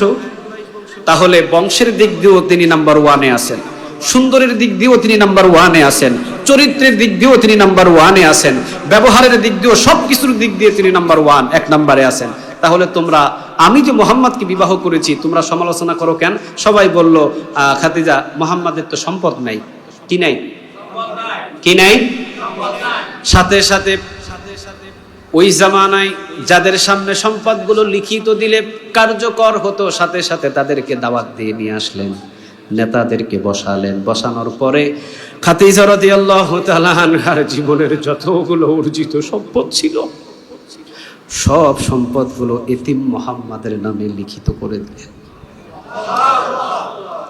যত সম্পদ ছিল সব সম্পদ রাসূলের নামে এমনি লিখিত করে দিয়ে বললেন, আজ থেকে যেই দেয়া একটা কমতি ছিল, মুহাম্মাদের কোনো সম্পদ ছিল না, যাও আজ থেকে এই মুহাম্মদ মক্কার ভিতরে সবচাইতে সম্পদশালী। চিৎকার দিয়ে বলেন আল্লাহু আকবার। কয়টা স্ত্রী পারে? কয়টা স্ত্রী পারে বলেন? এই জন্য তো রাসূল জীবনে কোনোদিন খাদিজারে বলতে পারেন নাই। এই জন্য রাসূল শুধু নবীদের দিক দিয়ে শ্রেষ্ঠ নয়, তিনি স্ত্রীদের দিক দিয়েও শ্রেষ্ঠ স্বামী ছিলেন। চিৎকার দিয়ে পড়েন আল্লাহু আকবার। আবার রাসূল সাল্লাল্লাহু আলাইহি সাল্লাম ছিলেন নানাদের ভিতরে শ্রেষ্ঠ নানা। আমরা যারা নানা, আমাদের ধমকে নাতি কাছে আসতে ভয় পায়। কথা কন না কেন? এমন ধমক মারে, নাতি কাছে আসতে ভয় পায়। আর রাসূল, হাদিসের বর্ণনা এসেছে, রাসূল নামাজ পড়ছেন, আসরের নামাজ, আর হাসান আর হুসাইন রাদিয়াল্লাহু তাআলা আনহুমা দুইজন ফাতিমাকে যখন বেশি ডিস্টার্ব করে, তখন বলে যে তোমার নানার কাছে যাও। তখন ওরা নানার কাছে চলে আসে। তো আসর নামাজের সময় চলে আসছে নানার মসজিদে, দেখে ঘরে নানা নাই, মসজিদে নববীতে মসজিদে চলে আসছে। আয়েশা একজনা উঠছে কাঁধের উপরে, আরেকজনা পিছন থেকে ঠেলে নাসুল সেজদার ভিতরে। আর আমরা হলাম মসজিদে ছোট বাচ্চারা আসলে একটু দুষ্টুমি করলে এমন ধমক দেয়, ও জীবনে আর মসজিদেও আসে না। কথা বলেন না কেন? নো, এইরকম কখনো করবেন না। তুরস্কের হেডলাইন গুলোতে লিখে দেওয়া আছে, মসজিদে যদি ছোট ছোট বাচ্চাদের কিচির মিচির না শোনা যায়, তাহলে আগামীর প্রজন্ম ইমাম হবে না, আগামীর প্রজন্ম এক একটা সন্ত্রাসীতে রূপান্তরিত হবে। চিৎকার দিয়ে বলেন ঠিক না বেঠিক? ও আসছে মসজিদে আসছে, ওরে আপনি আজকে বাহির করে দিয়েছেন, ও চার দোকানে আড্ডা দিবে। 10 বছর পর ও মসজিদমুখী হবে না, ও হবে দোকানমুখী, ও হবে সন্ত্রাসমুখী, ও হবে গাঁজামুখী, ও হবে ইয়াবামুখী। চিৎকার দিয়ে বলেন ঠিক না বেঠিক? খবরদার, ছোট বাচ্চারা মসজিদে আসলে কখনো ধমক দিয়ে বাহির করা যাবে না। রাসূল যখন দেখলেন আসর নামাজের সেজদায় যখন পড়ে আছে, তখন হাসান কাঁধের উপরে গিয়ে বসলেন, হোসাইন পিছন দিক দিয়ে ঠেলা দিলেন, কিন্তু সেজদায় তো আছেন, পিছন দিয়ে ঠেলা দিলেও তো সামনের দিকে যাওয়ার কোনো সুযোগ নাই। যখন সেজদাটা উপরের দিকে উঠাতে চান, আবার হোসাইন শক্ত করে ধরে, হাসান আবার শক্ত করে ধরে, আবার উঠাতে চায়, আবার শক্ত করে ধরে। আল্লাহ সুবহানাহু ওয়া তাআলার পক্ষ থেকে জিবরিলকে পাঠায় বললেন, তাকে জানিয়ে দাও, আমার হাবিবকে জানিয়ে দাও, যতক্ষণ না হাসান হুসাইন তাকে না ছাড়ে সেজদায় লুটিয়ে পড়ে থাকতে বলো। সুবহানাল্লাহ। বাড়িতে গিয়ে বললেন তাহলে নানাদের ভিতরে রাসূল শ্রেষ্ঠ নানা। সুবহানাল্লাহ বলবেন না? আবার 3 নম্বরে রাসূল সাল্লাল্লাহু আলাইহি ওয়াসাল্লাম সাহাবীদের সামনে যখন যেতেন, তখন শ্রেষ্ঠ নেতা হয়ে যেতেন। সুবহানাল্লাহ বলেন। সাহাবীদের সামনে যখন নবী যেতেন, তখন তিনি শ্রেষ্ঠ নেতা হয়ে যেতেন। আল্লাহু আকবার। 4 নম্বরে রাসূল সাল্লাল্লাহু আলাইহি ওয়াসাল্লাম, সময় অনেক কম, 4 নম্বরে রাসূল সাল্লাল্লাহু আলাইহি ওয়াসাল্লাম যখন মায়ের কাছে যেতেন, তখন তিনি শ্রেষ্ঠ সন্তান হয়ে যেতেন। সুবহানাল্লাহ বলেন। জীবনে কখনো কোনোদিন রাসূল সাল্লাল্লাহু আলাইহি ওয়াসাল্লাম মাকে কোনো আবদার করে কষ্ট পেয়েছেন, কষ্ট দিয়েছেন, এমন কোন ইতিহাস আজ পর্যন্ত কেউ লিখতে পারে? কথা বলেন, কেউ লিখতে পারে? জন্মের আগে বাবাকে হারিয়ে ফেলছে, জন্মের 6 বছর পরে কারে হারাইছে? কথা বলেন, কারে হারিয়েছে? চিন্তা করে দেখেন। অথচ মাকে জীবনে কোনোদিন কখনো রাসূল কষ্ট দেন নাই। শুধু মাঝে মাঝে যখন আসতেন, মদিনা থেকে যখন আসতেন, তখন রাসূল সাল্লাল্লাহু আলাইহি ওয়াসাল্লাম, আবু বকর সিদ্দিক রাদিয়াল্লাহু তাআলা আনহু থেকে বর্ণিত এই হাদিসটি এসেছে, রাসূল সাল্লাল্লাহু আলাইহি ওয়াসাল্লামকে যখন মদিনা থেকে আমরা মক্কার দিকে আসতাম, তখন রাসূল কিছুক্ষণের জন্য মায়ের কবরের কাছে গিয়ে দাঁড়াতেন। তখন আমরা দূরে দাঁড়িয়ে থাকতাম। রাসূলের এমন কান্না দেখে আমরা একজন সাহাবী দাঁড়িয়ে থাকতে পারতাম না, আমরা পর্যন্ত রাসূলের কান্না দেখে কেঁদে ফেলতাম। চিৎকার দিয়ে পড়েন আল্লাহু আকবার। তাহলে রাসূল মায়ের কবরের পাশে দাঁড়াতেন। আপনি আমি বছরে 2 দিন, ঈদের দিনে ছাড়া আর মায়ের বাবার কবরের পাশে দাঁড়ানোর কোনো সুযোগ আমাদের নাই, ঠিক না বেঠিক? কিন্তু রাসূল কবরের পাশে দাঁড়াতেন এবং চোখের পানি ফেলতেন। আবু বকর বলেছেন, রাসূলের কান্না দেখে আমরা পর্যন্ত কেঁদে ফেলেছি, আমরা পর্যন্ত কেঁদে ফেলেছি, আমরা পর্যন্ত থাকতে পারি নাই। রাসূল মায়ের পাগল ছিলেন। আবু তালিব যখন মুহাম্মদকে কখনো মদিনাতে নিয়ে যেতেন, তখনও তিনি ব্যবসার জন্য যখন নিয়ে যেতেন বা মায়ের যখন কবরের পাশে দিয়ে যেতেন, আবু তালিব বলতেন, আমি ইবনে হিশামের বর্ণনা, আমি মুহাম্মদকে দেখেছি কিছু সময়ের জন্য আমাদের কাফেলাটাকে দাঁড় করিয়ে মুহাম্মদ মায়ের কবরের উপরে বুকটাকে লাগিয়ে দিয়ে মায়ের জন্য কান্না করতেন। বুকটা লাগিয়ে দিয়ে কান্না করতেন।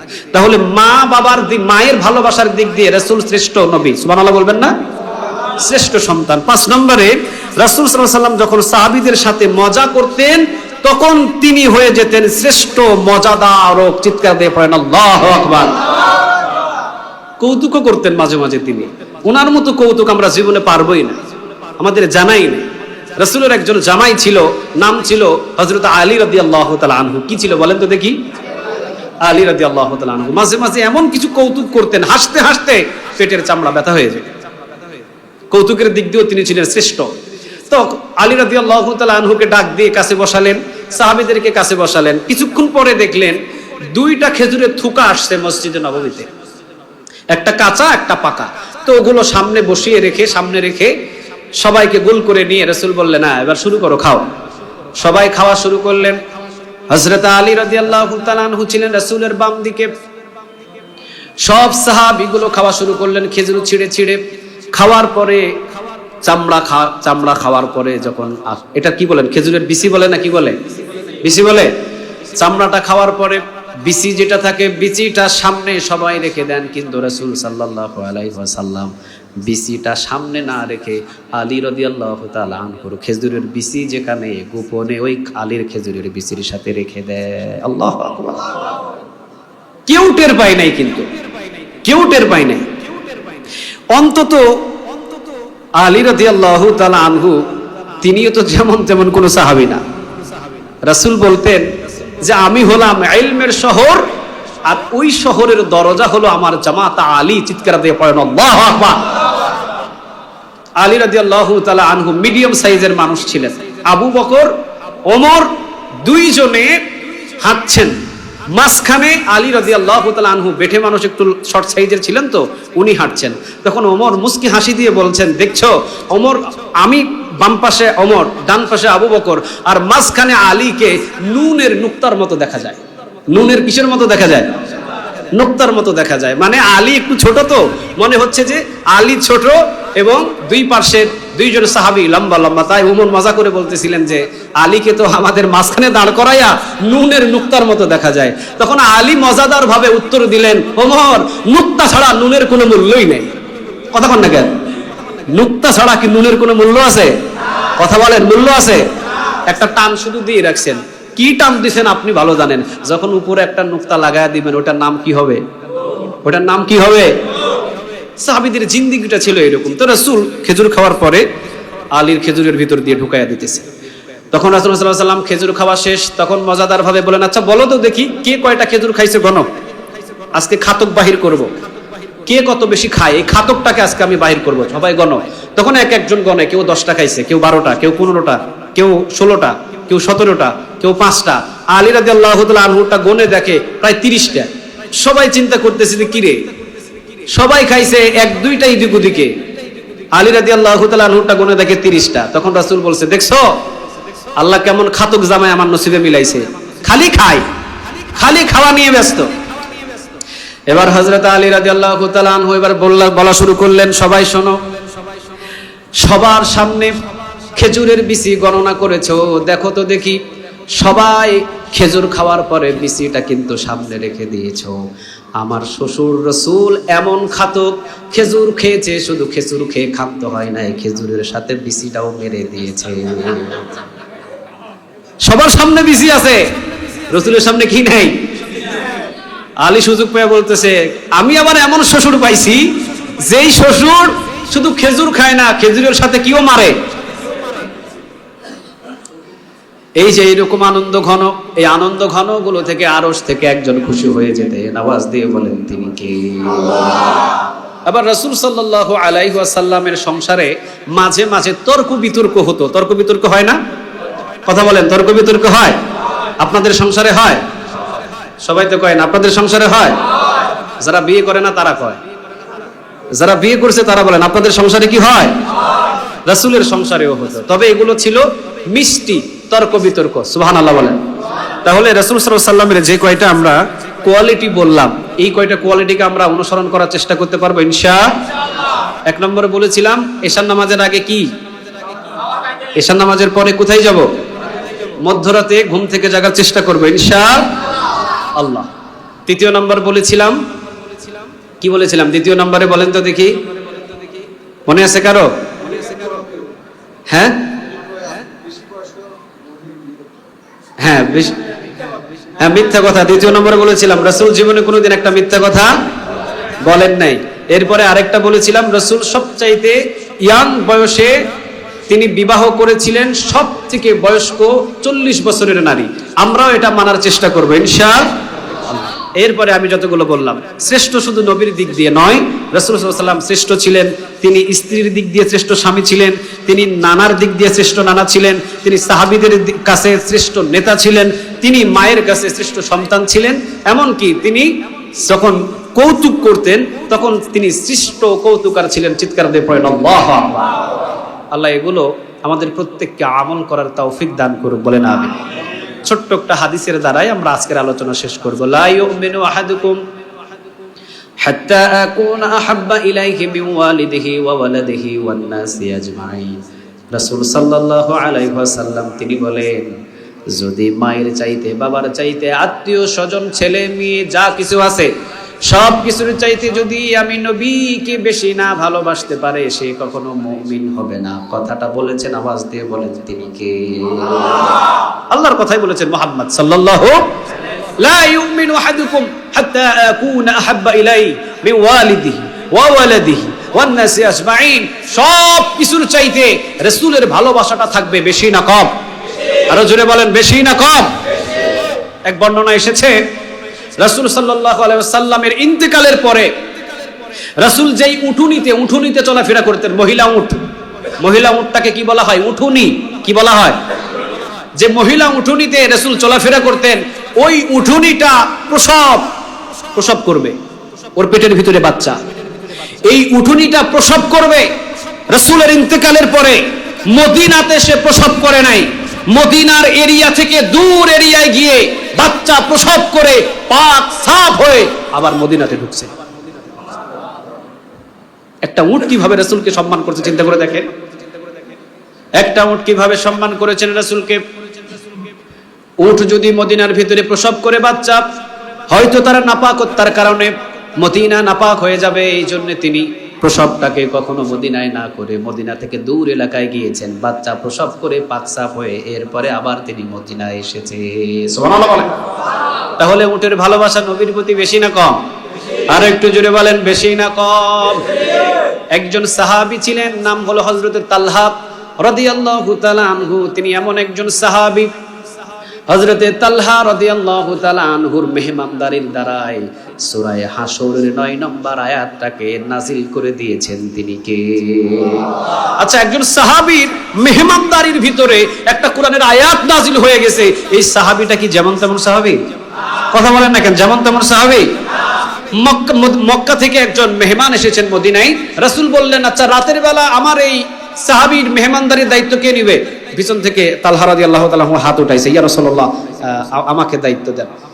তখন রাসূল বললেন, ঠিক আছে তুমি মেহমানটারে নিয়ে যাও। মেহমানটারে নিয়ে সামনের ওয়েটিং রুমে বসানোর পরে দেই ভিতরে বিবির কাছে গিয়ে বলতেছে, ঘরে কি আছে? মেহমান নিয়ে আসছি। বিবি বলতেছে, আমাদের তো খাবার নাই, আমাদের 2টা বাচ্চার মাত্র 3টা রুটি আছে, আমাদের কোনো খাবারই নাই, আমাদের তো উপাস থাকতে হবে। এই বাচ্চাদের শুধু কয়েকটা রুটি আছে, বাচ্চাদেরকে খাওয়া দিয়া চিন্তা করছি ঘুম পাড়ায় দিব। কয় না, বাচ্চাদের ঘুম পাড়ায় দাও, ওই মেহমান আসছে, আজকে মেহমানরে খাওয়াবে। সুবহানাল্লাহ। বাচ্চাদেরকে ঘুম পাড়িয়ে দিলেন, মাত্র 3টা রুটি আর একটু হালুয়া একটা প্লেটের উপরে উঠালেন। প্লেটের উপরে ওঠানোর পরে বিবি এখন বলছেন, মক্কার মেহমান যখন আপনি সামনে বসবেন, 2জনেই তো একসাথে বসবেন, আপনি যদি 3টা রুটির ভিতরে প্লেটে হাত লাগান তাহলে তার খাবারটা অনেকটা কম হয়ে যাবে। এই জন্য আপনি একটু কৌশল অবলম্বন করেন, যেহেতু আমার ঘরে আর কোনো খাবার নাই, আপনি একটা খালি প্লেট নিয়ে যাবেন আর 3টা প্লেট হালুয়া নিয়ে যাবেন। যাওয়ার আগেই আপনি তাকে খাবার দেওয়ার আগে তার ঘরের ভিতরে প্রবেশ করে ফু দিয়ে বাতিটাকে একটু নিভাইয়া দিবেন। বাতিটারে নিভিয়ে দিয়ে খালি একটা প্লেট নিয়ে আপনি শুধু হাত ঘোরাবেন আর তাকে খাওয়াইয়া দিবেন। সুবহানাল্লাহ বলবেন না? দেখছেন মেহমানদারির কৌশলটা? দেখছেন তো? সাহাবী বিবির কথা অনুযায়ী বলছে, ঠিক আছে দাও। খালি প্লেট একটা প্লেটে 3টা রুটি আর হালুয়া নিয়ে রওনা দিয়েছেন। তো এগুলো টেবিলে বা সামনে দেওয়ার আগেই, দস্তরখানায় দেওয়ার আগেই একটা ঘোড়া দিয়ে এসে ফু দিয়ে বাতি নিভাইয়া দিয়ে চলে আসছে। আসার পরে এই খালি প্লেট একটা প্লেটে খাবার। এখন বলতেছে আপনি শুরু করেন। তো মক্কার সাহাবী বলতেছে আপনি আগে শুরু করেন। ও বলতেছে আমি শুরু করছি, আপনি শুরু করেন। খালি প্লেটে হাত ঘোরায়া তার খাওয়া পর্যন্ত খালি প্লেটে হাত ঘুরিয়েছেন। আরশ থেকে খুশি হয়ে গেছেন তিনি কে? মেহমানদারি দেখে খুশি হয়ে গেছেন। এটা খাবার টাবার যা হয়েছে হওয়ার পরে চলে গেছেন সাহাবী, চলে গেছেন আসহাবে সুফ, যে সাহাবীগুলো ছিল, এই সাহাবীগুলো যেখানে বসতেন, যেখানে থাকতেন মসজিদে নববীতে, এখানে গিয়ে তারা ঘুমিয়ে আছেন। ফজর নামাজের পরে রাসূল বলছেন, এই গতকালকে যে একজন মেহমানদারি করানোর জন্য যাকে পাঠাইছিলাম যার ঘরে, ও কি আসছে? এবার পিছন থেকে চিন্তা করতেছে, সর্বনাশ, গত রাতের মেহমানদারি মনে হয় ভালো হয় নাই, এই জন্য রাসূল আজকে আমাকে অপমান অপদস্থ করবে। তিনি নিচের দিকে তাকায় বলছেন, হ্যাঁ ইয়া রাসূলুল্লাহ আছি। রাসূল বলছেন সামনে আসো। সামনে আসলেন। সাহাবী ভীত হয়ে গেছেন, মনে হয় আমাদের এই মেহমানদারি রাসূল টের পেয়ে গেছে, আমাদের মেহমানদারি মনে হয় রাসূলের পছন্দ হয় নাই। ডাক দিয়ে বসানোর পরে সমস্ত সাহাবীদেরকে বলছে, তোমরা জানো আজকে তালহা রাতের বেলা যে মেহমানদারি করেছেন, তালহার রাতের বেলার মেহমানদারি করায় আল্লাহ খুশি হয়ে সূরা হাশরের 9 নম্বর আয়াত নাজিল করে দিয়েছে। তাহলে যেই সাহাবীর মেহমানদারিতে আয়াত নাজিল হয়, ওই সাহাবী কি যেমন তেমন সাহাবী হতে পারে? রাসূলকে কতটা বেশি ভালোবাসতেন অবাক হয়ে যাবেন।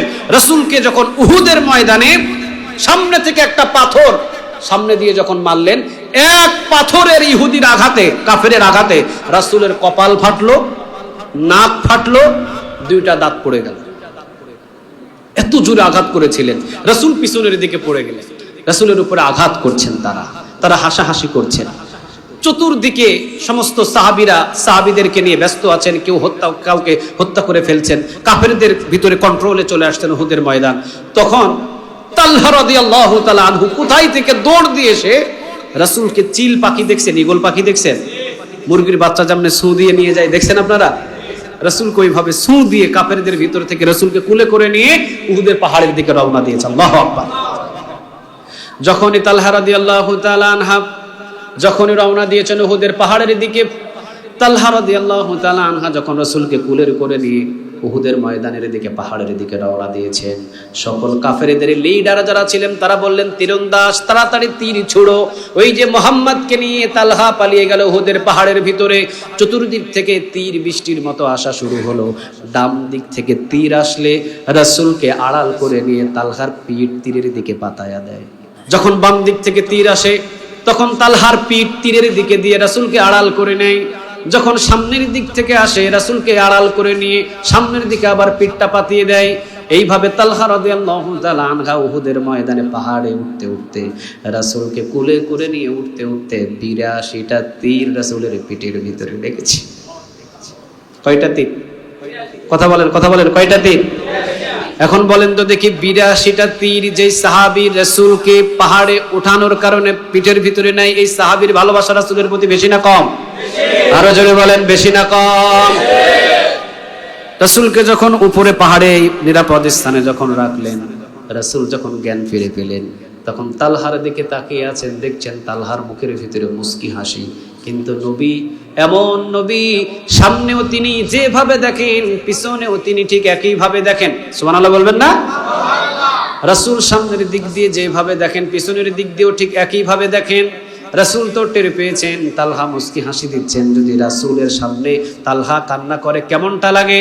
রাসূল সাল্লাল্লাহু আলাইহি ওয়াসাল্লাম সেখানে বললেন, যদি মৃত্যুর পরে শহীদের উপাধি দেওয়া হয়, আমি তালহা রাদিয়াল্লাহু তাআলা আনহুর উপাধিটা, শহীদের উপাধি আমি তালহার মৃত্যুর পরে দেব না। জীবন্ত শহীদ যদি কেউ দেখতে চাও, আমার তালহাকে দু চোখ দিয়ে দেখে না। মানুষ মৃত্যুর পরে শহীদ হয়, আর তালহাকে জীবিত থাকাকালীন শহীদ ঘোষণা দিয়েছেন মুহাম্মদ সাল্লাল্লাহু আলাইহি ওয়াসাল্লাম। তাহলে রাসূলের প্রতি তালহার ভালোবাসাটা বেশি না কম? আর একটু জোরে বলেন, বেশি না কম? একজন সাহাবী মুমূর্ষু রোগী রাসূল সাল্লাল্লাহু আলাইহি ওয়াসাল্লামের কাছে গিয়ে সাহাবীরা বলছেন, ইয়া রাসূলুল্লাহ, আপনার অমুক সাহাবী অনেক অসুস্থ। নবী আবু বকর, ওমর, ওসমান সবাইকে নিয়ে সাহাবীকে দেখতে গেলেন। দেখার পরে রাসূল সাল্লাল্লাহু আলাইহি ওয়াসাল্লাম তিনি আসার সময় বললেন, সাহাবী যদি ইন্তেকাল করে তাহলে আমাকে খবর দিও, আমি নিজে এসে সাহাবীর জানাজার নামাজ পড়ব। কারণ নবী যেই জানাজার নামাজে হাজির হন, ওই সাহাবীর জন্য জান্নাতটারে ওয়াজিব করে দেন তিনি কে? নবী যদি জানাজার নামাজে হাজির হয়, ওই সাহাবীর জন্য জান্নাত ওয়াজিব করে দেন তিনি কে? সৌভাগ্য, কত বড় সৌভাগ্য! রাসূল নিজে বললেন, যদি এই সাহাবীটা ইন্তিকাল করে তো আমাকে খবর দিও, আমি মদিনা থেকে এসে এই সাহাবীর জানাজার নামাজে শরীক হব, আমি জানাজার নামাজ পড়াবো। কিন্তু এই সাহাবী ইন্তেকাল করে ফেলেছেন, রাসূলকে খবর দেওয়া হয় নাই। সাহাবীর পিতা পরের দিন গিয়ে রাসূলের কাছে গিয়ে বলছেন, ইয়া রাসূলুল্লাহ, আমার ছেলে তো ইন্তেকাল করে ফেলেছে। তখন রাসূল বলছেন, তাহলে চলো, জানাজার নামাজ কখন? কয়, রাসূল যেতে হবে না, জানাজার নামাজও কমপ্লিট হয়ে গেছে, দাফনও কমপ্লিট হয়ে গেছে। রাসূলের বুকটা ভেঙে চুরমার হয়ে গেছে। কি বল? আমি রাসূল যেখানে নিজে যেতে চাইলাম জানাজার নামাজে, আমি রাসূল নিজে যেখানে যেতে চাইলাম জানাজার নামাজে, সেখানে আমাকে না জানিয়ে তোমরা জানাজার নামাজ শেষ করে দাফন করে দিয়ে এরপরে আমাকে বলছো। তখন সাহাবীর পিতা বলছেন, ইয়া রাসূলুল্লাহ, এটা তো আমার ওসিয়ত ছিল না, এটা আমার ছেলের ওসিয়ত ছিল। আমার ছেলে আমাকে বলেছে যে আমার জানাজার নামাজে রাসূলকে খবর দিবা না, আমার জানাজার নামাজে রাসূলকে ডাকবা না। রাসূল বললেন, কেন? আমার সাহাবী আমাকে জানাজার নামাজে উপস্থিত হতে কেন নিষেধ করলো? তখন বলতেছেন, ইয়া রাসূলুল্লাহ, আমার ছেলে আপনাকে জীবনের চাইতে বেশি ভালোবাসে, আমার ছেলে আমার চাইতে আপনাকে জীবনের চাইতে বেশি ভালোবাসে। সেই দিন আমার বাড়িতে আমার ছেলেকে দেখার জন্য আপনি গিয়েছিলেন, সেই দিন একটা ইহুদির বাড়ির উপর দিয়ে আমার বাড়িতে যেতে হয়েছে। আপনি জানাজার নামাজে, আমার ছেলে জানাজার নামাজে আপনি ইহুদির বাড়ির উপর দিয়ে যাবেন, আর যদি কোনো ইহুদি আপনাকে একটা পাথর মারে, আমার ছেলে কবরেও সহ্য করতে পারবে না, আমার ছেলে কবরে থেকেও সহ্য করতে পারবে না। এই জন্য আপনি বলে আসার পরে আমার ছেলে আমাকে ডেকে বলেছেন, আব্বা আমার রাসূলকে সেখানে থেকে আমার জন্য দোয়া করতে বলো, আমার জানাজার নামাজে আমার রাসূলকে আমার এই বাড়িতে এনে আমার রাসূলকে বিপদ ফেলাতে চাই না, কারণ আমি মারা যাওয়ার পরে আমার রাসূল ইহুদির বাড়ির উপর দিয়ে আসার পরে সময় যদি কোনো ইহুদি একটা গালি দেয়, কোন ইহুদি যদি একটা পাথর মারে, আমি কবরের ভিতরে জান্নাতে থাকার পরেও আমি সুখে থাকতে পারবো না। চিৎকার দিয়ে পড়েন আল্লাহু আকবার। কারে বলে ভালোবাসা? সুবহানাল্লাহ বলবেন না? তাহলে আল্লাহ সুবহানাহু ওয়া তাআলা যেন আমার রাসূলকে জীবনের চাইতে বেশি ভালোবাসার তৌফিক দান করে, বলেন আমিন।